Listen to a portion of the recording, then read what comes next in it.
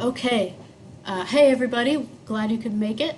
We're going to do a workshop on live broadcasting today with John Almeleh. So we'll just go around and say hi real quick. I'm Stephanie Schubert in Ames, Iowa, of Pacifica Network and KHOI Radio, and I'm going to pass it over to Simon.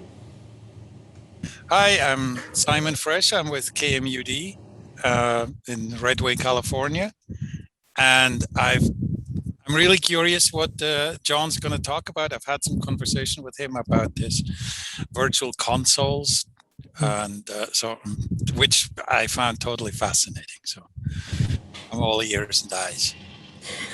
Fantastic. And why don't you pass it on to one of your neighbors there in the windows?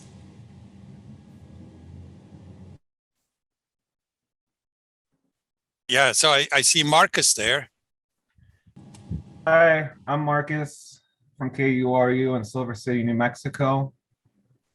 And yep, it's a beautiful day here. And I'll pass it over to Elliot. Hi, I'm Elliot here from KUCR here at University of California, Riverside. We're a Pacifica affiliate, and I'm gonna pass it on to David. Hey, Elliot, good to see you. David Klon in stormy Minneapolis. Looking forward to hearing about remote broadcasting today. I'll pass it back to California. Hi, Lewis.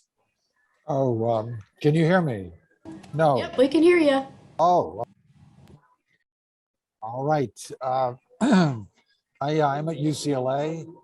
Looking forward to the conversation. I see Elliot's at work. I'm glad I can monitor you remotely, making sure you're on the job.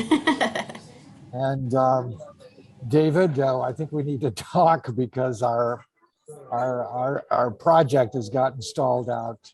We need your help, your guidance, your inspiration. And let's set up a time to talk. Okay. All right.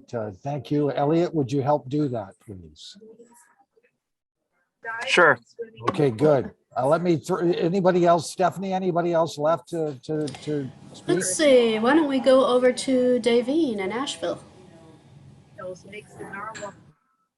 Hey, I'm Davine in Asheville, where it's stormy.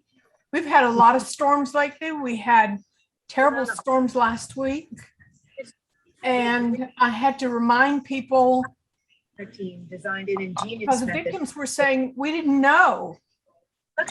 We didn't have any internet and we didn't have any electricity. And that was designed to dissolve. Dissolved and set the acoustic devices free, which Dr. Somebody's talking. Yes. Hey, Elliot, can you? Yeah, there you go. Someone have a, okay. It was Elliot. So last week we had no internet and no power. And so I reminded people on Facebook that radio is your backup, major information. If when the power is out and you can't get internet, you need to be able to listen to what's going on, because I mean, the flash flood that happened, a river that's normally 2 feet high raised to 14 feet, and it was rushing water. And so it was a really big deal. And more people could have avoided at least getting their card taken away if they would have realized they need to be listening to what's going on. That's my lecture. Listen to the radio. Good reminder. Good reminder. Thanks, Davine. You want to pick a person to pass it to? Who hasn't spoken? Let's see. How about Heather Gray? Thank you. This is Heather. I'm with WRFG in Atlanta, also a Pacifica affiliate, of course. So, and I'm also serving as one of the affiliate directors on the Pacifica National Board. And I'm so thrilled to be here today. I've been missing some of the other meetings. So hello to everyone. Thanks, Heather. Good to have you. Thank you. Last but not least, I see someone under the moniker of Survey Number 2. Mysterious. You want to say hi and where you're from? Survey number 2?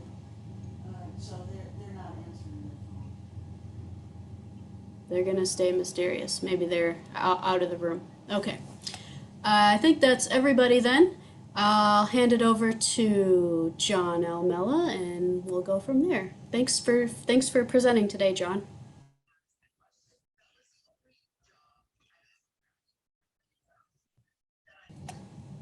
John has gone mysterious too. Are you there, John? We're ready. I got muted. Oh, there you go. Okay. Okay. My name is John Almeleh. I'm Director of Engineering and Compliance for Pacifica Radio. And I'm going to talk to you a little bit about remote recording and remote broadcasting. Actually, the first remote I ever did for Pacifica was for WBAI, and this was in 1976. Back then, you really didn't do a live broadcast very easily. It was kind of difficult. So they would send you out with a Nagra microphone, a microphone stand, a cable, and a pair of headphones to record something. And they sent us out to Prospect Park to record Thomas M. Dish. I don't know if any of you remember Thomas M. Dish. He was a science fiction writer who's not with us anymore. So that was my first remote ever. So when I was a wee lad. Then around 2000, I got involved with Pacifica again. And it was actually Ursula who suggested that they hire me to do some national, to engineer some national broadcasts for them. And the first of those was in North Carolina on the side of a hill overlooking Fort Bragg, where there was a demonstration that they wanted to broadcast from. So we were actually, I think it was 600 feet from the house where we were getting our internet cables, so our internet connection. So we basically had, we had 600 feet of phone wire, and we had the DSL router by our side on the hill in a chint at our table, and 400 feet of microphone cable or snake or whatever going down to the stage, which was 400 feet away, and getting 400 feet of power back up. So it was really a kind of fun, interesting, and of course, back then it was either ISDN, which we couldn't get installed, or it was you sent a stream. So we sent a stream to Berkeley, and they sent it out over the KU right channel. And so, of course, we sent it to them. We said, "Can you hear us?" They said, "We can hear you." And we did the broadcast for I don't know how many hours with Verna Avery Brown and Larry Bensky. And that was the first of dozens of remotes that I've done for Pacifica. Wow. So anyway, I'm going to talk a little bit about setting up a remote kit. First thing you need to do is figure out if you want to set up a kit, is how big a remote are you planning to do? You know, are you just going to have something with a simple setup with 2 mics, you know, 1 host and 1 guest, or something bigger? Or is it just going to be, you know, like something really simple, like you're going to go out and have your news reporter at an event where they can use their smartphone, and there's a number of ways that they can connect with VoIP services, you know, with a little, you know, they'll get a little adapter that will allow them to plug in a microphone and wear a pair of headphones and go out, and they'll have their microphone so they can do a 1-to-1 interview easily. And then there's all kinds of, you could go all the way up to doing multi-track recordings of music. So you kind of have to think about what scale and how much you have to spend. So, and also what else you want. Do you want to take phone calls from, Pacifica always wanted the most. So if we were going and doing a Capitol Hill broadcast, chances are there was going to be, we would be sending with ISDN, and we would be, we would have a phone to take, to be in communication with KPFA. And we would also be taking calls from guests or listeners. So we would have 2 phone lines. So it was a pretty big project. And we would also play clips, actualities. If it was a hearing, we would have somebody in the background producing clips and then playing them at the appropriate time. So that's the first thing to think about.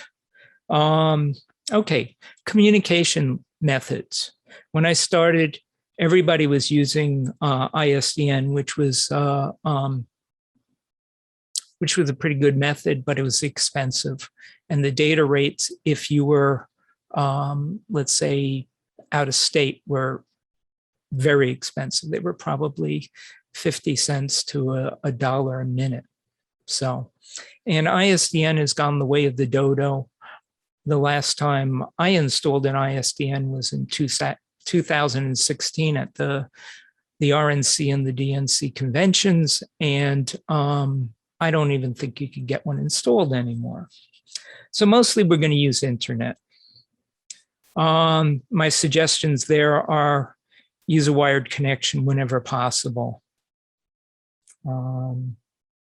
And you want to test plenty of times on days prior to your broadcast, because you never know what's going to happen to you. You can use something like dslreports.com to test the speeds. So you can look at what kind of bandwidth, or if you have any issues with packet loss or something like that. It's also a good idea to find out beforehand who else is going to be on that connection. Because if you're broadcasting audio and somebody else is going to be doing video, chances are you're going to get crushed at some time or another. So in that case, you probably want to do some type of quality of service to set up some dedicated bandwidth for you, so that you can broadcast and not be bothered by anything else on the connection. So, okay, let's look at different ways that we can use internet to broadcast. There's the Comrex IP access or brick links. Those start around $1,750. Those are pretty good. They're pretty reliable. And if your bandwidth starts to lessen during the broadcast, they will actually kneel down and they won't just stutter on you. So that's a good way to do it. That's duplex, so it has two-way communication. So if you want to take phone calls from your main studio, you can take phone calls, and your hosts and producers will be able to hear them back at the remote location. It's fairly easy to set up, but can be blocked by firewalls unless you're using the Comrex transactional server, sorry.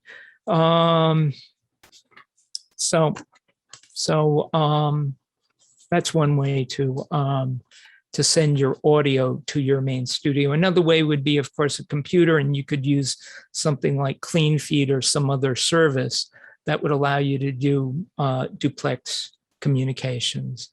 That's pretty good, unless your internet gets kind of funky. In that case, you may drop off. It's good. It doesn't have firewall issues because you're using port 80 to connect on both sides. So you really don't have to worry that much about somebody firewalling you.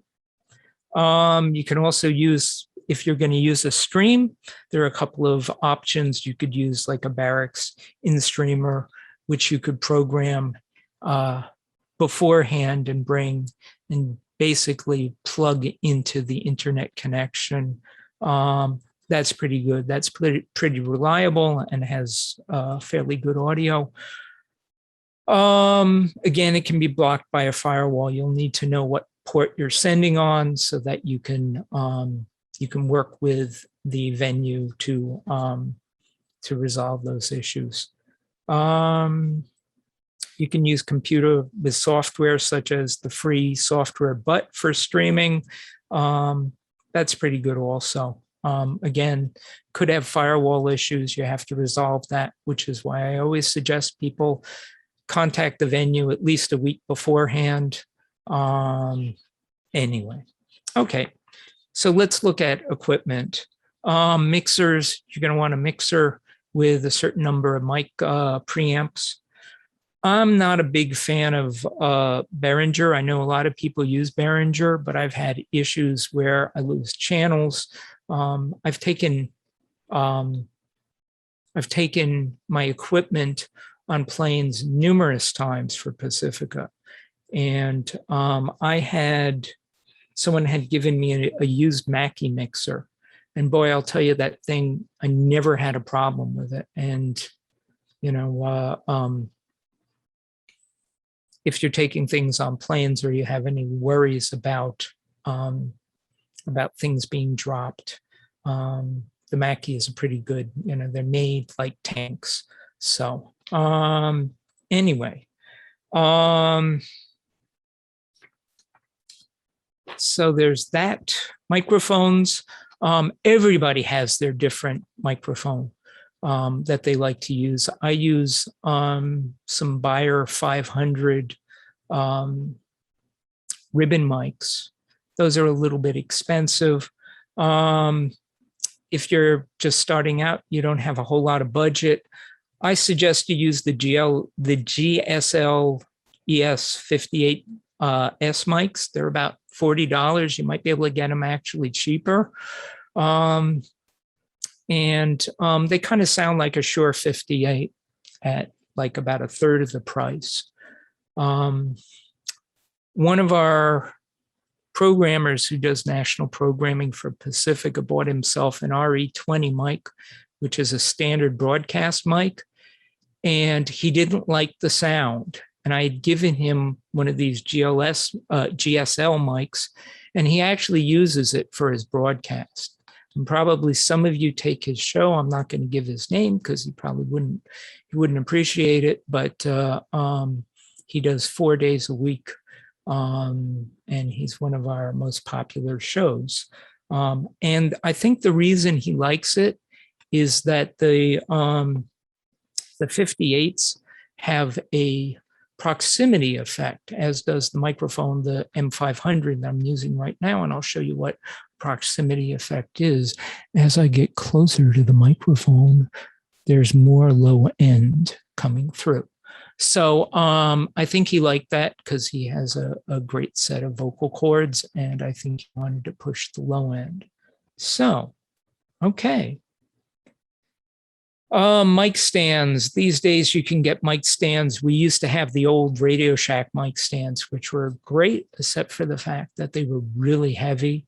So now you can go onto eBay, and for about $8, you can pick up some nice tripod mic stands that are much more light.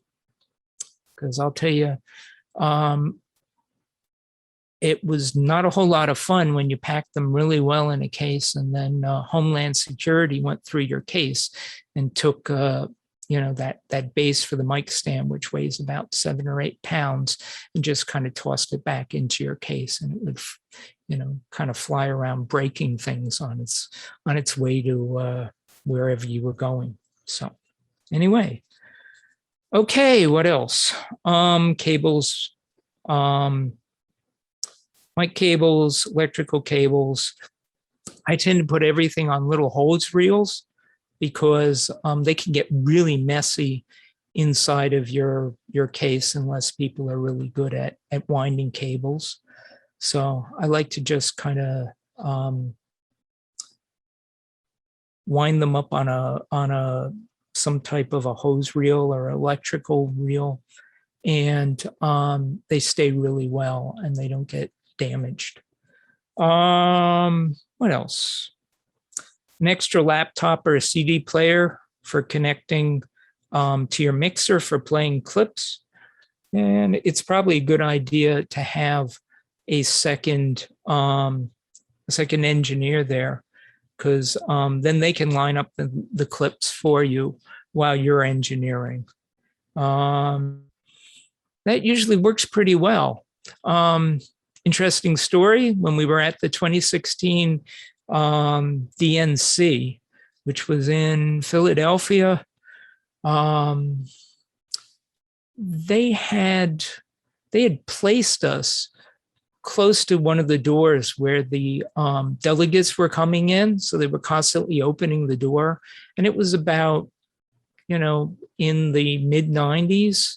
So the computer that we were using for playing clips kept crashing.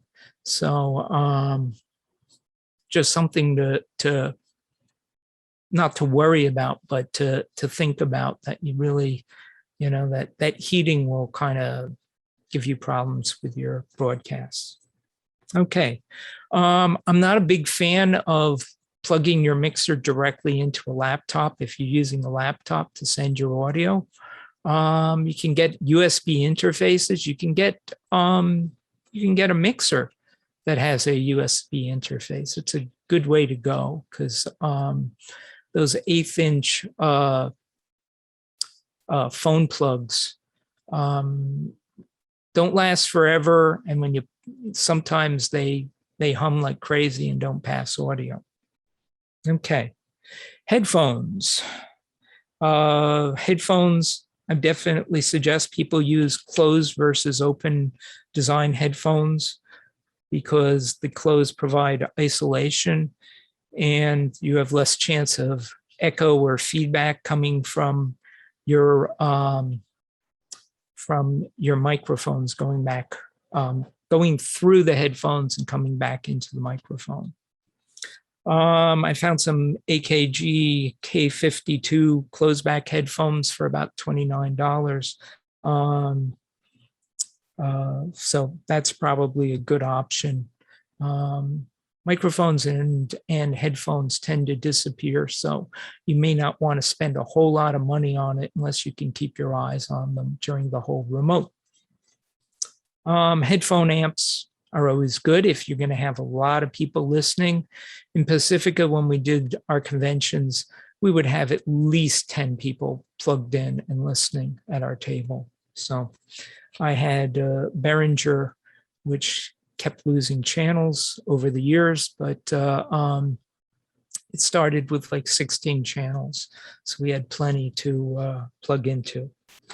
Okay, connectors are always good to have in the kit, because you're gonna, you never know what kind of adapter you're gonna need. So you probably want some balanced to unbalanced adapters. There's tons of different kinds, 1/4 inch to RCA. An isolating transformer is always a good thing to have. This will isolate the center tap and can save you if somebody else's, let's say you're plugged into a mixer or you're getting your feed, you're plugged into a direct box, or you're plugged into some type of a stage box, and somebody else comes in and plugs their unbalanced camera into your box, and they're sending hum through the system. So an isolating transformer is a good idea. That's one way to do it, and that goes into your audio chain, and that can help you in a pinch. Another way is a ground lift. Always good to have a ground lift in your remote package, and what you would do is you'd ground lift, you're probably going to have also some type of a power strip, and you ground lift all your equipment and that'll lift the ground. And if you've got a ground loop, that will give you some relief there. Okay, so you probably want some power strips and some extension cords, because you never know how far you're going to be from the event or your feed, or from your power outlet. Okay. I've used a lot of rolling carts. Back in the day, Costco or whatever those shopping clubs, they would sell huge Samsonite 4-foot high semi-rigid fiberglass cases with wheels on them. And if I was going to the conventions, I would take 2 of them and 2 large briefcases. So I would bring about it was close to 200 pounds worth of equipment that I would fly out. So it was kind of fun to navigate your way through an airport. Anyway, okay. Best practices for remotes. As I said, always check out your venue at least a week before you broadcast. Because if you show up the day before, there may be no one to help you get your, what you need. I found this, that if it's a school or like a nonprofit company, that they're the hardest to work with. So you really want to write to them or call them and find out, you tell them what you need and negotiate with them for what they can provide to you. Again, if your audio link is IP based, make sure that the connection is wired and that the firewall won't prevent you from broadcasting. I always put the voice over IP device behind a router and put the laptop on the same connection for troubleshooting and allowing you to upload and download clips and web browsing, etc. If your venue uses static IP, then you may have firewall issues, as I said before, and you're going to need to talk to their IT department. You probably won't have that problem if they're using DHCP.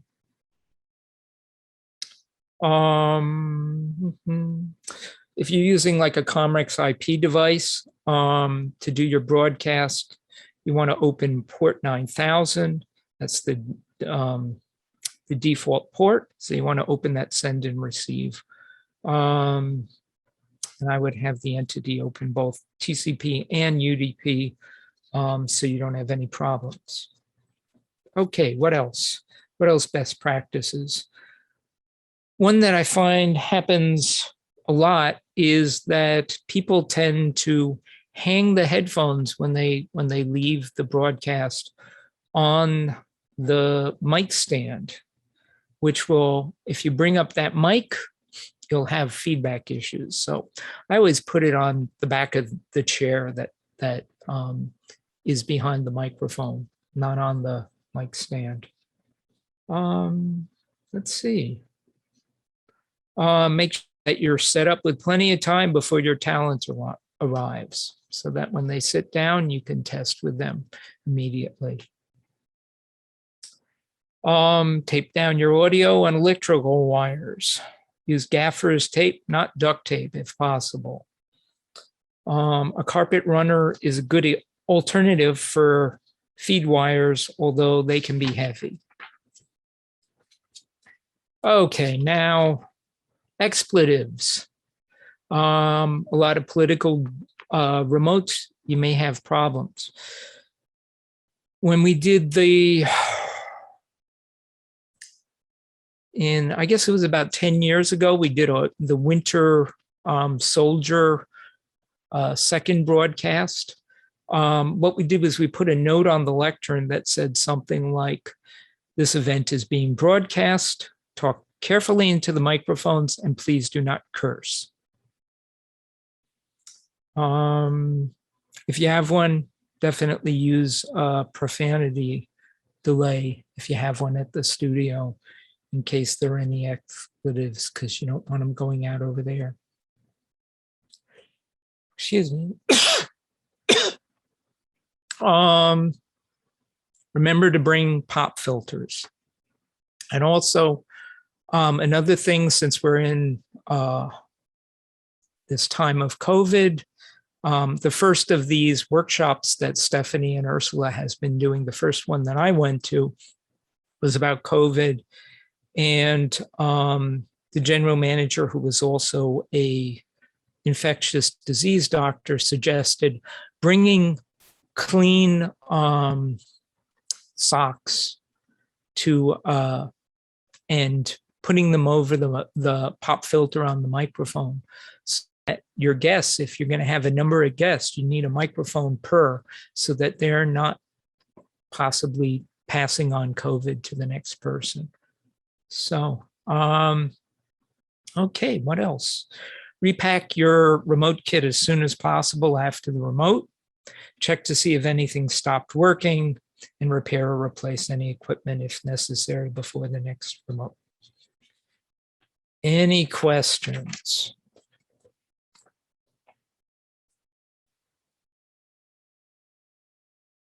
Looks like Lewis has a question. Hi, Lewis. Hi.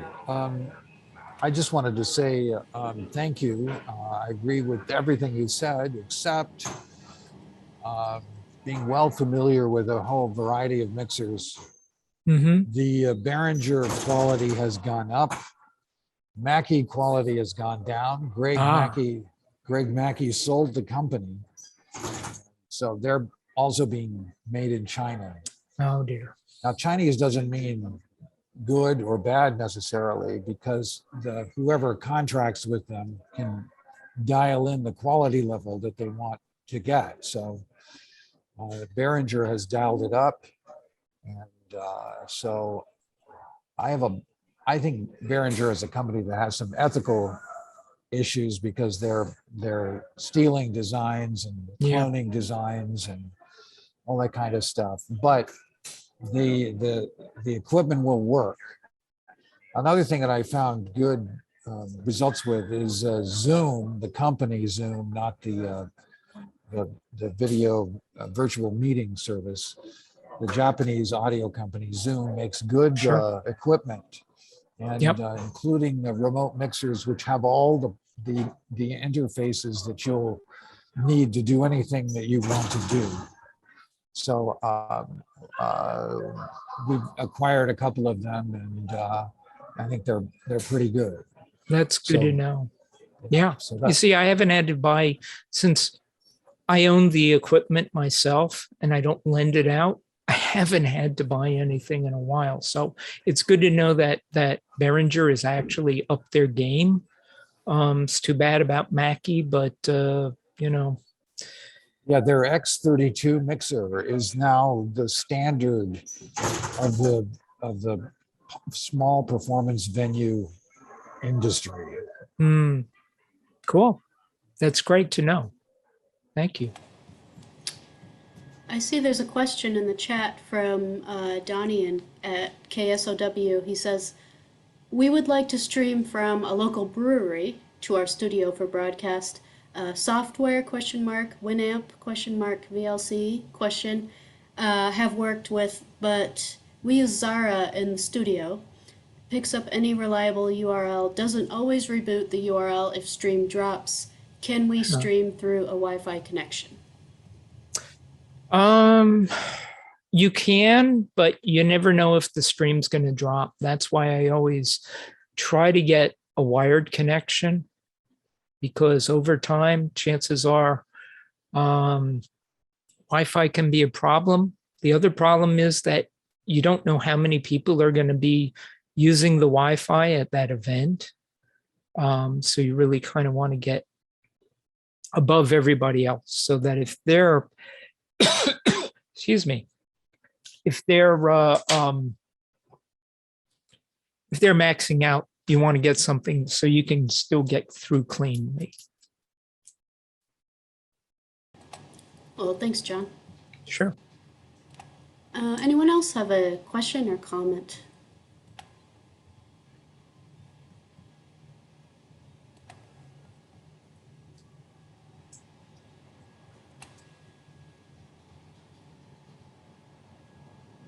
Oh, hey, I had a question. Yeah. Sure. Does just simply software exist for profanity delays, or is it all hardware based? You know, I've been looking for that.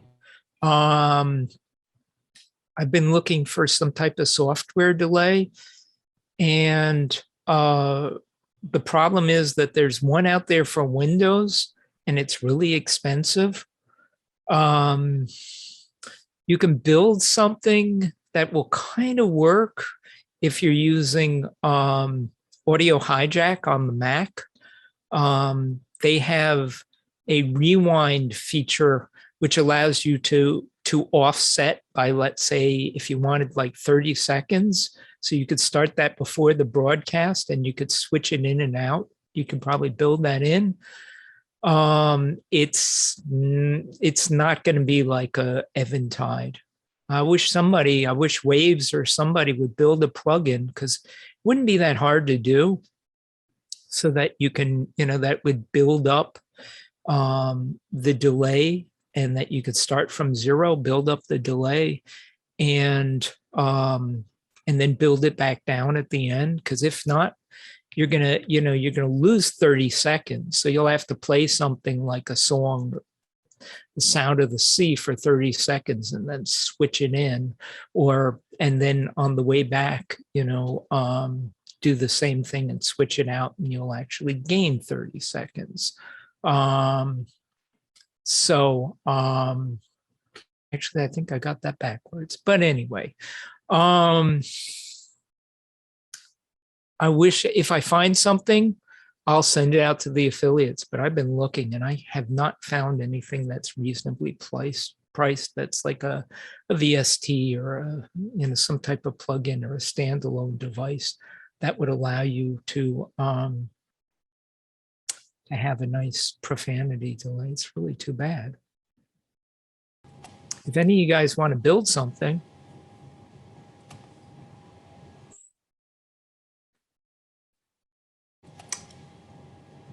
Donnie says, from your last question, LAN would be more reliable, and thank you. Also have a digital mixer that can connect to LAN.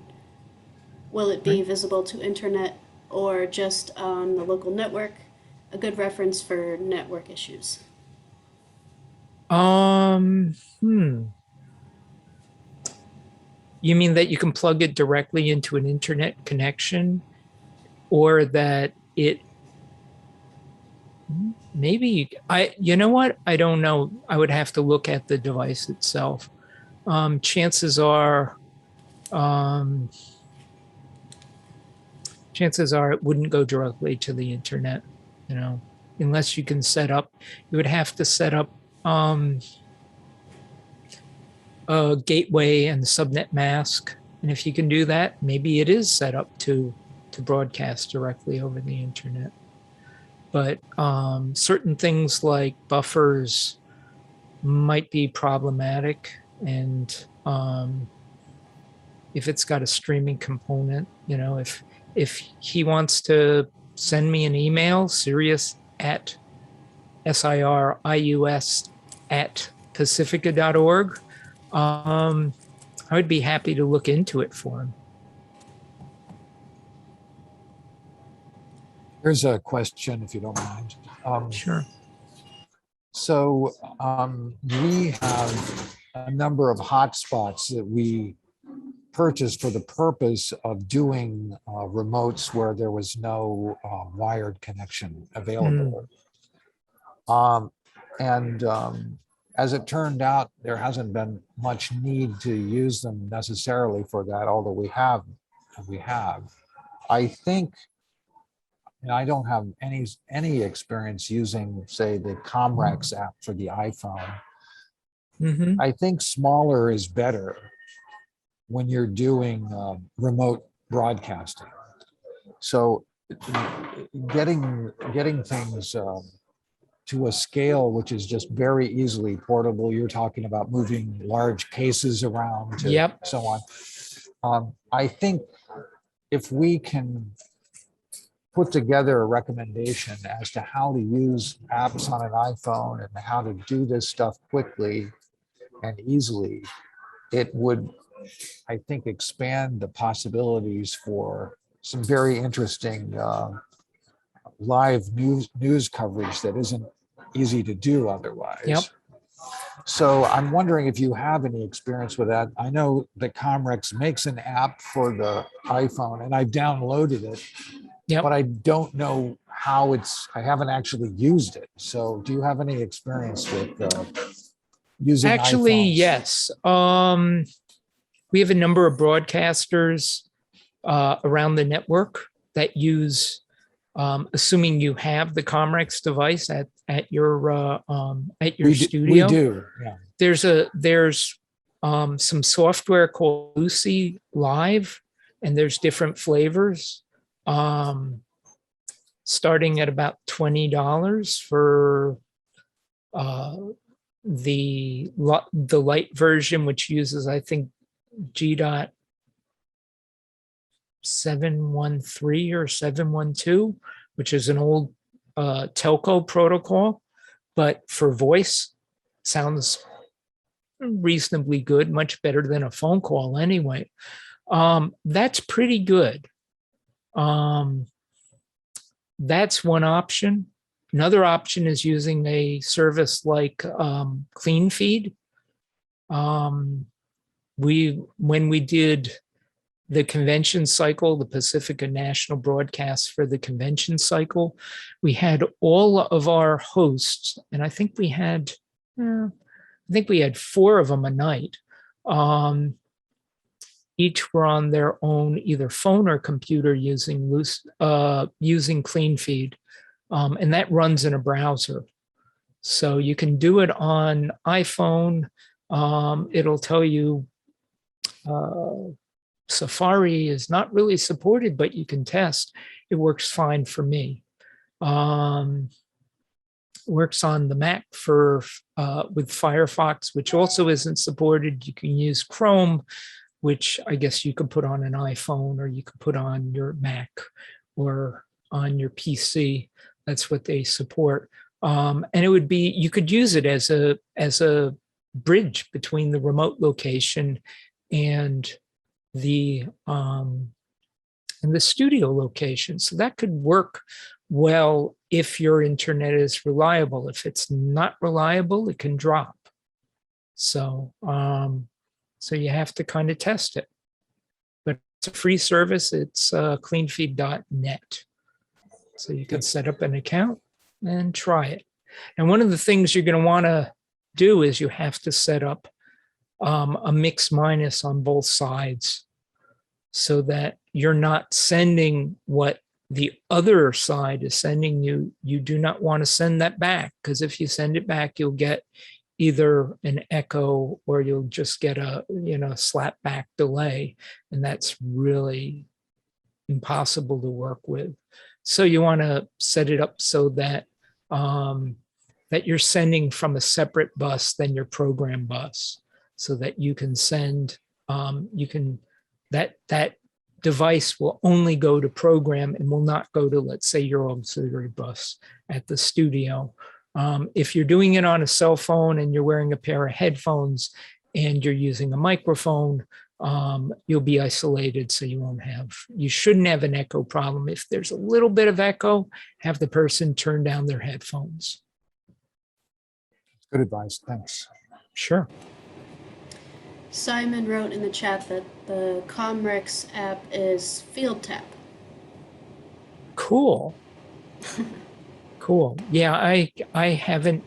They had one years ago that was free that we tried, and it used SIP, so it was using like a telco protocol, and so you had to set up a SIP server, and we were using a free, I think it was iptel.net, and sometimes your server was around and sometimes it wasn't. So if you use it, you probably want to pay for some type of a SIP account. Maybe they're doing it now just with IP. I haven't downloaded the app. I should download it and try it at some point to see how well it works. So. Anyone else have any comments or questions?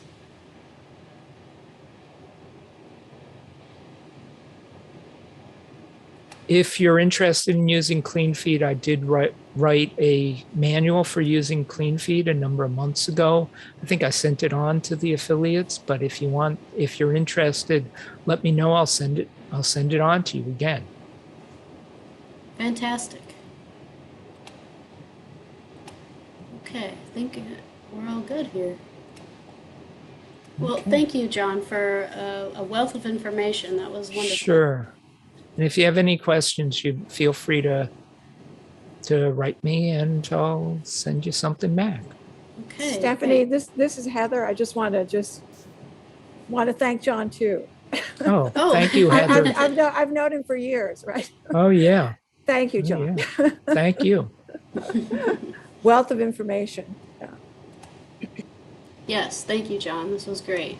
Oh, And I'm sure. sure there'll be many more people who will be happy to be able to watch this on the recording. So Great. your wisdom will go on. Thanks. Okay, well, and All thank right. you everyone who could join us today. It was great having you. We had a nice big group. That was really nice. And hope everyone enjoys the rest of their day. And we'll see you again soon. All right. Thanks, Be safe. everyone. Thank Yeah. you. Thank you.